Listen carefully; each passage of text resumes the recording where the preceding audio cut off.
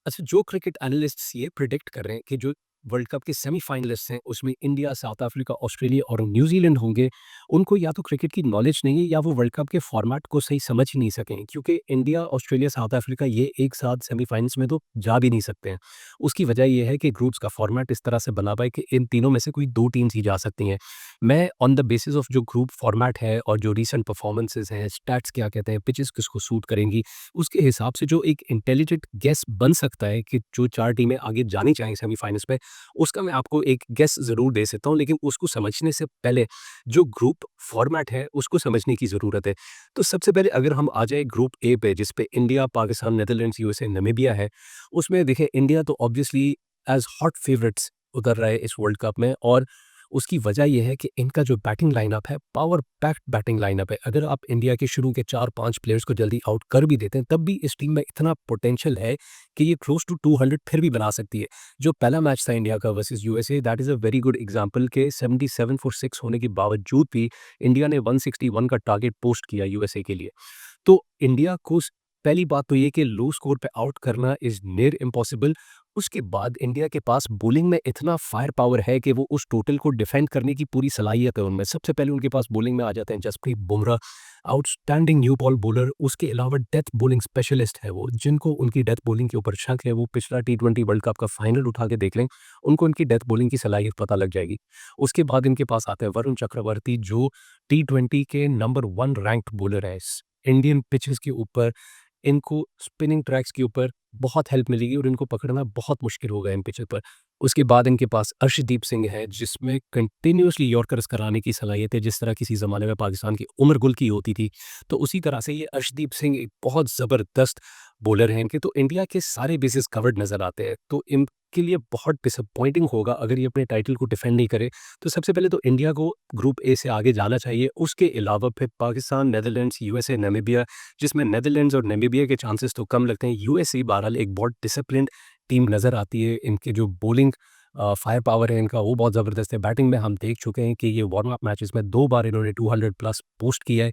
लेकिन यूएसए का पाकिस्तान के साथ मुकाबला श्रीलंकन पिच के ऊपर होने से पाकिस्तान को एक एडवांटेज ज़रूर मिलेगा कि पाकिस्तान का स्पिन अटैक यूएसए से बहुत बेहतर है, और वहाँ पे शायद पाकिस्तान यूएसए को हरा के आगे जा सके। तो जो ग्रुप ए से 2 टीम्स एडवांस होनी चाहिए, those R India and Pakistan. उसके बाद जब हम ग्रुप बी में आ जाते हैं, तो उसमें है Australia, Sri Lanka, Ireland, Zimbabwe, Oman. अच्छा, आयरलैंड और ओमान को तो आप हटा सकते हैं कि वो कोई मेजर थ्रेट पोज़ नहीं कर रहे इस वर्ल्ड कप में। तो ऑस्ट्रेलिया तो जाता ही जाता है आगे। बहरहाल ये ज़रूर आप बोल सकते हैं कि यार ऑस्ट्रेलिया की अपनी फॉर्म इतनी अच्छी नहीं है, पाकिस्तान से रिसेंटली व्हाइट वॉश हुआ है, लेकिन एवरीवन नोज़ कि ऑस्ट्रेलिया वर्ल्ड कप में एक बिल्कुल अलग टीम आपको नज़र आती है। हमेशा वर्ल्ड टूर्नामेंट्स में ऑस्ट्रेलिया अपनी बेस्ट गेम लेकर आती है, और इंडिया के बाद अगर कोई ऐसी टीम है इस वर्ल्ड कप में जो 250 का स्कोर पोस्ट कर सकती है इन अ 20 ओवर मैच, वो ऑस्ट्रेलिया है।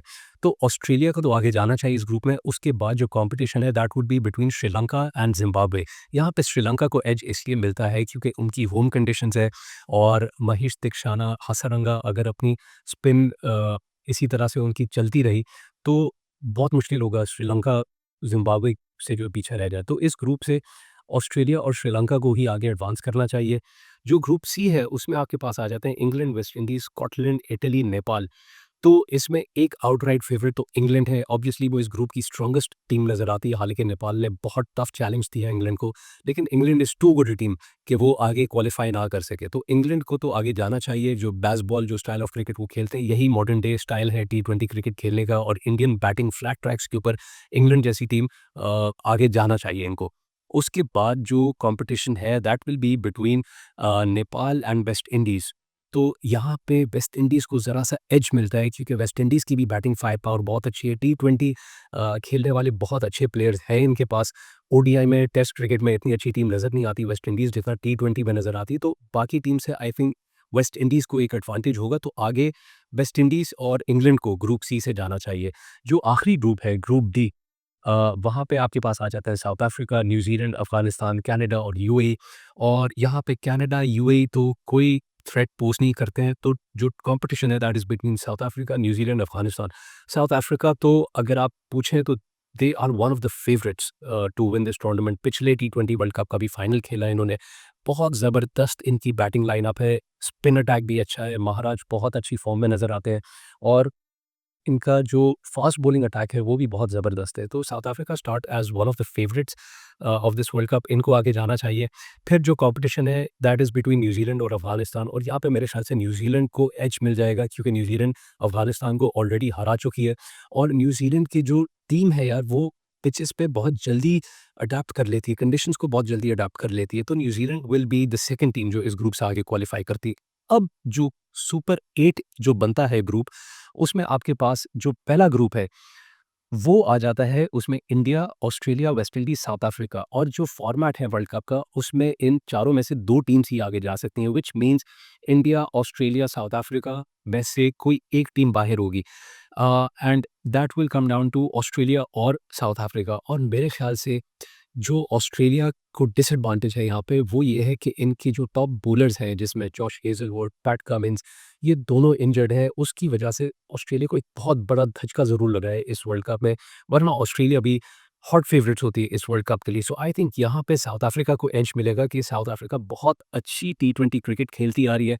पिछला टी20 वर्ल्ड कप फाइनल जीतना चाहिए था इनको, नहीं जीत सके बट आई स्टिल थिंक कि आईसीसी टूर्नामेंट्स में साउथ अफ्रीका कंटिन्यूअसली बहुत अच्छा परफॉर्म करती आ रही है एंड इस ग्रुप में से इंडिया के बाद कोई टीम आगे जाती है अगर सेमीफाइनल में तो साउथ अफ्रीका जाती है। तो इंडिया और साउथ अफ्रीका आपके पहले 2 सेमीफाइनलिस्ट्स हो गए। जो ग्रुप बी है सुपर 8 का वो है England, New Zealand, Pakistan, Sri Lanka. Tough group है ये क्योंकि ये चारों टीम्स बहुत अच्छी टी20 क्रिकेट खेलती हैं, बहुत अच्छा ब्रांड ऑफ टी20 क्रिकेट खेलती है। पाकिस्तान एक रीबॉर्न टी20 क्रिकेट साइड है अंडर माइक हैसन। इस वजह से ये ग्रुप जो है वो बहुत टफ ग्रुप होगा। बट अगर आप देखें यहाँ पे तो इंग्लैंड का एक डिसएडवांटेज ये है कि इंग्लैंड सिर्फ एक डायमेंशन क्रिकेट खेलता है। वो 10 बॉल के भाई दे मार साढ़े 4 पहली बॉल से लेकर 20वें ओवर तक सिर्फ मारता ही मारता है वो। और इंग्लैंड ठीक है, ये स्टाइल ऑफ क्रिकेट आपको शायद इंडियन पिचेस पे ज़रूर सूट करे लेकिन against Pakistan on Sri Lankan pitches England शायद फ़ॉल्टर कर जाए और मुझे ये यही लगता है कि इसी वजह से England might not be able to make it to the semifinals. और फिर आपके पास जो न्यूज़ीलैंड, पाकिस्तान, श्रीलंका में से जो 2 टीम्स हैं जो क्वालीफाई करनी चाहिए, उसमें सबसे पहले तो न्यूज़ीलैंड आती है। न्यूज़ीलैंड बहुत डिसिप्लिन्ड साइड है, बहुत जल्दी जैसे मैंने बोला अडैप्ट कर लेती है कंडीशंस को। तो New Zealand should be the third semifinalist. फिर चौथा जो आपके पास पाकिस्तान और श्रीलंका में से आपको एक चूज़ करना है semifinalist and over here I would pick Pakistan. Pakistan का जो स्पिन अटैक है इस वक्त वो बहुत ही फॉर्मिडेबल स्पिन अटैक है। श्रीलंकन पिचेस के ऊपर इनको पकड़ना बहुत मुश्किल होगा। ठीक है, पहले मैच में नेदरलैंड्स गॉट वेरी क्लोज लेकिन वो ट्रेडिशनल श्रीलंकन पिचेस से बहुत डिफरेंट थी। उस पे ग्रास कवरिंग भी थी। सलमान अली आखा ने अपने पोस्ट मैच में बोला भी कि इतनी ग्रास एक्सपेक्ट नहीं की थी उन्होंने पिच के ऊपर। तो आई थिंक जो आने वाली पिचेस होंगी that will be closer to जो श्रीलंकन पिचेस होती है और वहाँ पे पाकिस्तान को जो स्पिन अटैक है, Abrar Ahmed who is the second rated टी20 बॉलर आफ्टर वरुण चक्रवर्ती, बहुत ज़बरदस्त बॉलिंग करा रहे हैं और बहुत अच्छी फॉर्म्स में है वो पिछले 1 साल से। उसके अलावा Mohammad Nawaz highest wicket taker in टी20 क्रिकेट फॉर 2025। शादाब खान अपने ग्रूव में अब आते हुए नज़र आ रहे हैं, बहुत अच्छी उन्होंने बॉलिंग कराई। इवन नेदरलैंड्स वाले मैच में हालाँकि विकेट नहीं मिल सकी उनको लेकिन उनकी बॉलिंग पे एक कैच ड्रॉप भी हुआ था और एक ऐसे मैच में जहाँ पे 148-150 पोस्ट हुआ है, उसमें 4 ओवर में सिर्फ 25 रन दिए उन्होंने, बहुत इकोनॉमिकल स्पेल कराया था और जो वो स्ट्रगल कर रहे थे अपनी लाइन और लेंथ को फाइंड करने में पिछले 1-2 साल से, वो नज़र आ रहा है कि वो वापस अपने ग्रूव में आ गए हैं।